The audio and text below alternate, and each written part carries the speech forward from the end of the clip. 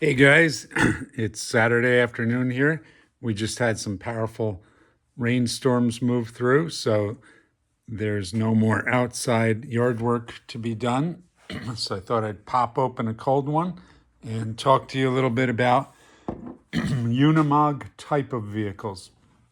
Since we covered Unimogs already, I'm going to go into vehicles that people sometimes confuse for Unimogs because they look similar. Unimogs tend to have that very short wheelbase and very high ground clearance, and that's what makes them such a successful 4x4.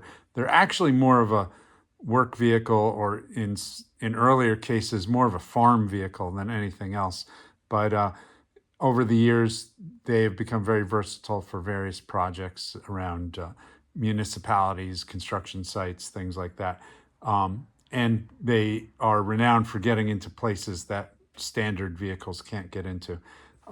So let's go through some of the older ones. We'll jump around between the ages. So this is a Chap May ambulance. The cab on this looks very similar to a Unimog cab, but however, it has nowhere near the ground clearance that a Unimog does.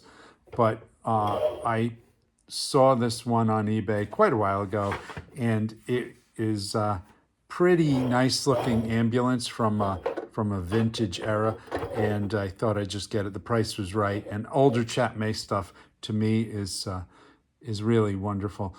I think Chap May is arguably one of the greatest toy company there is with vehicles and 3.75 action figures. However, they cheapen out a little bit, but if they stayed the course on their quality stuff, it would have been a fantastic toy company. So moving on, we'll bring this Playmobil vehicle in. Now, I've already told you about Playmobil and how you can't take a traditional 3.75 action figure and make it work. Unfortunately, Playmobil always has the wheel, the floorboards, like where your brake pedal and your accelerator pedal would be. They're always blocked off. So you'd either have to disassemble the vehicle and Dremel this part out, or very carefully get in there and Dremel it out. I've done it before on a few different Playmobil vehicles, but not on this one right now. Regardless of the modifications, Playmobil vehicles often look pretty good with 3.75 action figures standing around them. This one, of course, is a little toy-like. It was in a collection that I got. I bought a collection because I wanted some other things in the lot, and it just had so many parts and things. I went through everything, and I was actually able to reassemble virtually everything to create some full play sets. But when I'm working on my sci-fi world building city, I often take a series of photos of construction in progress, utilizing the action figures and the vehicles. So that's why I hang on to the Playmobil. So I'll put this one back, and this is a newer Playmobil, which was in the other videos about the Unimogs. And once again, very similar Unimog styling to the cab, but it is definitely not a Unimog. It would have been a Unimog, with its big tires. It would sit higher off the ground like this. But once again, the 3.75 figure looks great in it. However, it would need that extensive modification in there. It's all solid in there to get the figure's feet in. Plus, these doors don't open. I think this roof comes off. So, you just couldn't get a guy in there where his feet are. You'd have to Dremel that out, which I will do eventually. It's just when you have 17,456 projects going at once, Playmobil toys are not really a priority. However, the same clause here, I use it in the construction photos for the city, and I really like having them in the collection. So this is a pretty new purchase. This was probably only a year old, maybe. I got this at Tractor Supply. I believe this is Dickey Toys, and these are not 1/18 scale, although they sure look fine. for it, but they're, I believe they're a little smaller, probably more like 120 scale. And this one has all sorts of sounds and flashy lights and things like that. Now, these Dicky toys, there was a series of them.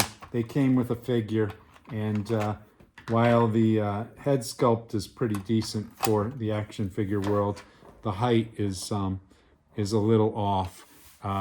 He's a short little guy. Now, if you wanted to have some dwarf figures in your setup or your world building, then you could certainly go with a guy like this. But however, in my environment, they're just a little too different in their height. But this came with the trailer and the mini excavator, and once again, the same clause. I use it as a construction vehicle when I'm doing the world building photos. I'm not quite sure if Iveco is a real brand name. Never really bothered to look it up, but I've not seen any around here in New York. So we'll push this one off to the side. This neat vehicle here, this once again is a die-cast collector's vehicle. You don't really have the benefit of the engineers who design these toys to consider putting figures behind them. So they're really just meant for vehicle collectors. This is called a Pinsgauer, and very similar to Unimog. It has some of the same traits, like a very high ground clearance for what it is. Four-wheel drive. I think these are independent suspension. And then the tarps come off, the doors open and pop off if you want them to. I purchased this as a, I was under the impression the listing said it was 1/18 scale. However, it is not 1/18 scale. It's very small for 1/18. I've seen a Pinsgauer before, and they do not look to be this small, although they do look a little uncomfortable to get into. But this guy is just gigantic compared to it.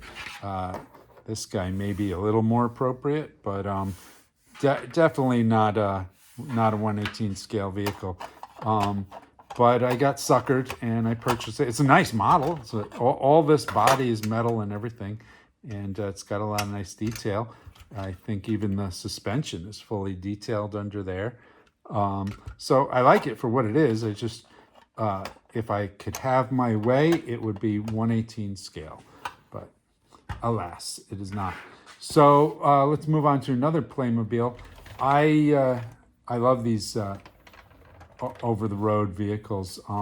This is a camper. There's actually a rally truck version of this that I wanted from Playmobil, but it's out of production, so you can still track it down on the secondary market, but it's just very expensive that way, and it comes with tons of neat accessories, but they're often just parted out and missing. But I found this camping version, and it's pretty cool. It opens up to a full camper environment inside, and let's see. There you go. So it's got beds and cots and a little kitchenette in there and things like that. So this is sort of my consolation prize because I couldn't get the rally truck version. Same molds and everything, but all the details are very different. And once again, there's a 3.75 figure next to it, which I think looks great. And the only caveat is that you'd have to modify the floorboards to get the figure to sit inside. But otherwise, I really like it. The Playmobils have a little bit of wobble for the suspension. They almost always have great tires. These ones are a little, I think they look fine, but there's usually ones with better, more realistic tread and things like that. But it's really wild. It's got like axes and shovels and spare tire and all sorts of gear and stuff like that. This came with a full set of camping equipment, and I really like it. This is from the Jurassic Park line, and it's a cargo truck. I think it had a dinosaur cage on the back that I took off.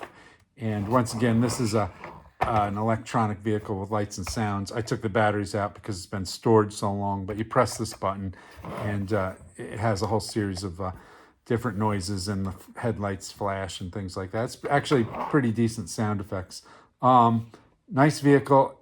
I don't remember the name of the actual American military vehicle that this represents, but this is way undersized for 1/18 scale. Figures, I think, look reasonable next to it, but in reality, these trucks are quite large, and you're lucky to be able to get Jurassic Park figures in there, which are smaller in the 1/18 scale line.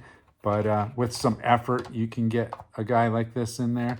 But as far as larger, more robust figures, such as Marauders or something, they're never going to fit in there. So, but that's how it looks there. And I have this little cargo crate that I put in the back with some other things. There are some 1/20 scale shipping containers that you can get. I think some of them are actually like tissue boxes, but other ones are just actual shipping container models.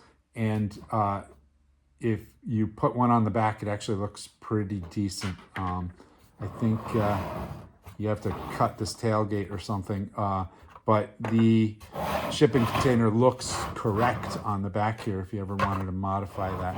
So once again, you know, people see the ugly, basic looking military stylized look, and you know, it gets occasionally confused as being a Unimog, but it is not a Unimog. And then let's see, let's move on to this Lightyear truck. Almost everybody has these Lightyear trucks. They wound up getting clearanced, and people sometimes got lucky and got them for $5 a piece. I took this one and I heavily customized it by taking the wheels and suspension pieces and attaching them on the underside from a Brooder off-road Jeep, cross-country Jeep or something like that. So I really love the stance it has right now, and it has that sort of lifted 4x4 look, and a lot of Unimogs have a very similar stance. This looks like it could fit in the Unimog world, but it is definitely in its own original science fiction style design. And I have it hauling some cargo containers, and put that one back. And moving on to this baby, this is a vintage Schleich truck. Schleich is I think a German company, and these had their own proprietary line of figures that were somewhere in between this little guy from Dicky Toys and this 3.75 guy from Reaction, Super 7 Reaction figures. And, you know, they were engineered to fit inside the cab. And, you know, as you see, the doors open and things like that. These are just various toy crates I've accumulated over the years from all sorts of things, from hobby railroading and other places.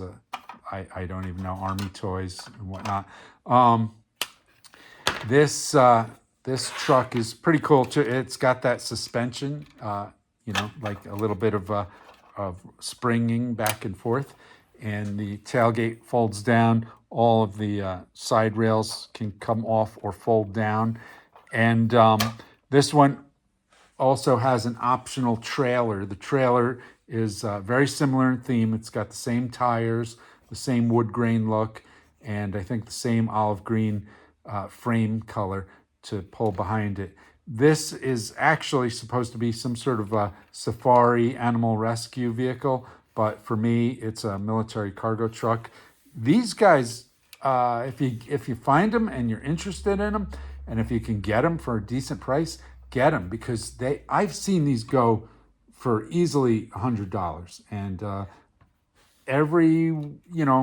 have 3 of these because I've been hunting so long, but I got all of mine at good pricing. But the trailer I think I paid a lot for, but I would suggest getting them if you can find them, because they don't produce them anymore, and they seem to go up in price pretty quickly. This one is another Schleich vehicle. This is great. If you guys are looking for a big 4x4 military style vehicle for your world building, I highly suggest this one. Once again, the Schleich figures that come with it are proprietary and they are specifically engineered. Although I think you can get some of these guys in there. There you go. That works pretty well. It's actually a nice match made in heaven. But once again, you know, Schleich produces their stuff with more of a peaceful sort of ethic behind everything. This isn't a military vehicle, but with a little paint, it would make a great command vehicle. This, I believe, is some sort of animal rescue center. But if you have your military vehicles in here and military figures in here, and maybe a map table and some other things, this makes a great command vehicle. And then, of course, I would paint the back body on this a olive green color.